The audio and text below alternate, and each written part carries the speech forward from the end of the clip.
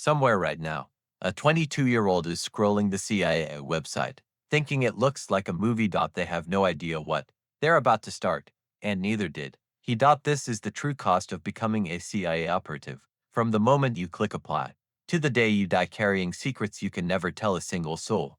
Stay with me, because most people quit this life before they understand what they actually signed up for. You sent out 30 job applications, nothing. No calls, no emails, no interviews. Then one night, scrolling through listings at midnight, you find it. Operations officer. No salary listed. No office location. Just a button that says apply. Something in your gut tells you this is different. You click it. For months of silence. You forget about it. You move on. Then a blocked number calls. A calm woman. No small talk. She asks if you can come to Northern Virginia for a preliminary interview. She never says CIA. She never says anything at all about who she works for. You say yes.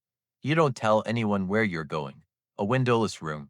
A man in a blue blazer. 3 hours of questions, and you won't realize until years later that they were testing for one specific thing. Can you lie without flinching? Then the polygraph. Wires on your chest. Your fingers. Your abdomen. Your palms sweat. Your mouth goes dry. You answer every question honestly because you're convinced the machine will catch you. It won't. But you don't know that yet. 6 weeks later, the phone rings again. Tell your family you got a government job. Don't say which agency. Don't say anything at all. Your old life just ended. You just don't know it yet. Now here's what they never show you in the movies. They send you to a 9,000-acre facility in Virginia that everyone calls the farm. Forests, swamps, fences, cameras. For the next 18 months, this is your entire world. You learn tradecraft, the art of operating without being detected.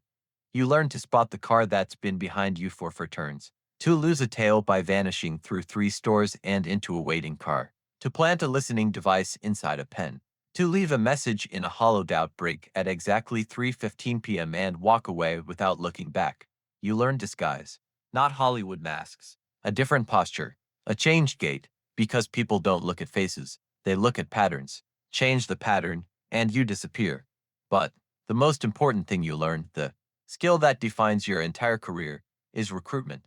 How to convince a human being to betray their own country. Everyone who has ever committed espionage did it for one of 4 reasons: money, ideology, coercion, or ego. Your job is to find which one and use it.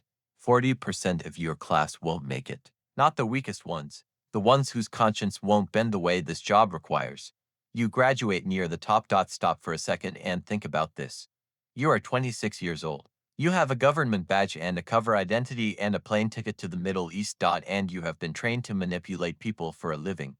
Your first posting, an embassy. Officially, you're a political officer. Really, you're watching everyone in the room.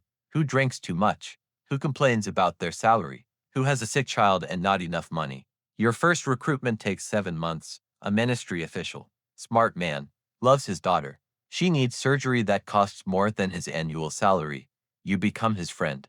You have coffee, then lunch, then dinner. You offer to help with the medical bills. No strings attached, except there are always strings. 3 months later, he's handing you classified documents. You file the cable to headquarters. Your supervisors are satisfied. You don't let yourself think about what you just did to that father. There's another target to assess. After 3 years, they offer you something called NOC, non-official cover. No diplomatic immunity, no embassy, no government ID, nothing connecting you to the United States. If you're caught, the CIA will say they've never heard of you. You live under a completely false identity. Your landlord thinks you're a consultant. Your family thinks you left government years ago. Your only contact with reality is encrypted messages from handlers you haven't seen in person in over a year. You are alone in a way most people on this planet will never understand. Years pass, operations, close calls, things you cannot speak about in any country, under any circumstances. For the rest of your life, a man on your team dies on a mission that gets officially classified as a success. You write his family a letter full of lies. You can't tell them where he was. You can't tell them what he was doing. You can't tell them how he died. You write it anyway. You owe him that much. By 44, your body is finished. A knee that locks in cold weather. A shoulder that never healed. Tinnitus from too many detonations. A ringing that will never, ever stop. Your marriage ended on your second overseas tour. Your kids know the cover story version of you, not the real one. And somewhere along the way, you stop knowing the real one too. After 28 years, there's a ceremony in a conference room, 50 people, a medal in a box, papers you sign that bind you until the day you die. You move to a quiet house in Virginia. You check the locks 3 times before bed. You sit facing the door in every restaurant. You wake at 3 a.m. and walk the perimeter of your property, scanning for threats that are not there. The assets who were caught because a mole in Washington sold their names. The operations that went wrong. The decisions you made at 35 that you still feel at 60. None of it was ever officially acknowledged. None of it ever will be. You are a ghost. And when you die, there will be no name in any history book. Just a star carved into a marble wall in a lobby in Virginia. One more anonymous mark in a war that never ends. Right now, someone is clicking apply. They're imagining the action, the intrigue, the importance. They're not imagining the 3 a.m. silence of a house in Virginia where a retired officer sits alone with memories that will never be declassified. They're not imagining writing a letter to a dead man's family and lying in every single sentence. They're not imagining becoming someone who checks the locks 3 times, not out of habit, but because some part of their brain never came home. If this story hit you differently than you expected, you're not alone. Drop a comment below. Would you still click apply? And if you want to go deeper into the world of covert operations, intelligence, and the real price of power, subscribe, because the next video goes somewhere even darker.